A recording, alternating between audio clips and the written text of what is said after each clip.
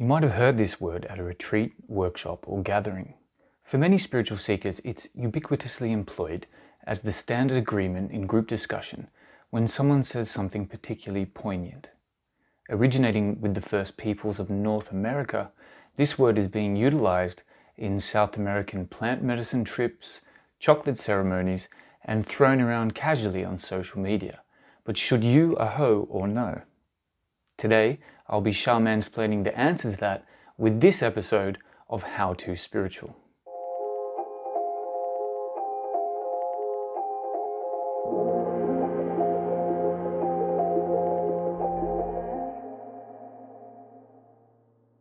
This Native American word means hello in Lakota, thank you in Kiowa, and in Cherokee it's used at the end of a prayer. It entered the public record in a 1928 vocabulary of the Kiowa language.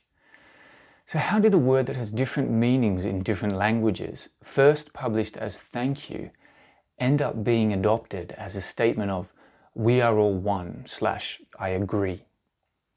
Perhaps because aho in Lakota was borrowed into many other North American languages as a result of the word being heard at powwows in the 20th century. It was also introduced through the prayers and rituals of the Native American churches, a religious blend of Christianity and native traditions encompassing different clans and tribes founded around Oklahoma in the early 1900s. It came to be used in almost any situation where a discussion is being conducted, but this is a 20th century thing. I checked the most up-to-date Lakota dictionary I could find, and it's not listed in there, but I did find ho, not aho. I found Lakota people on forums who've never even heard of the word aho. So all evidence points to this innovation originating from New Agers and Native Americans saying ho in the late 80s. Aho is often accompanied by the beautiful Lakota phrase mitakuyu o yasin, excuse my pronunciation. This roughly translated means we are all related. And then the penny dropped, the light bulb went on. What's happened here is the exact same thing that's happened with Namaste. New Agers confused the word for I agree or hello with the phrase we are all related or we are all one. And it's stuck. Just like Namaste, you might even hear indigenous people using one of their old words in a new modern context.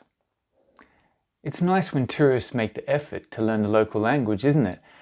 But how did aho end up going totally free range amongst Western hippies today?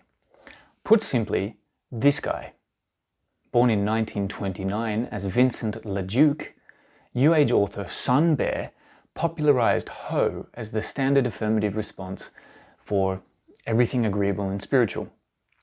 Sun Bear and his crew, called the Bear Tribe, are best known for their medicine wheel gatherings, New Age camp-out retreats with paid workshops and activities for white and Western spiritual seekers, which were eventually denounced and even picketed by the American Indian movement for what they felt was rather disingenuous New Age appropriation of their sacred culture. The biggest medicine wheel gatherings were in 1984, and as one anonymous Native American later commented, after that year, tons of white people left those camps ho-hoing more than Santa Claus. How the A came to be put back in front of the ho, I have no idea. Perhaps people saw it in movies in the 90s and noughties. In any case, if you don't want to come off like a bit of a basic bro and you want to flex respectful spirituality, I would steer well clear of this word unless you actually are Native American, and especially avoid it if you're Japanese.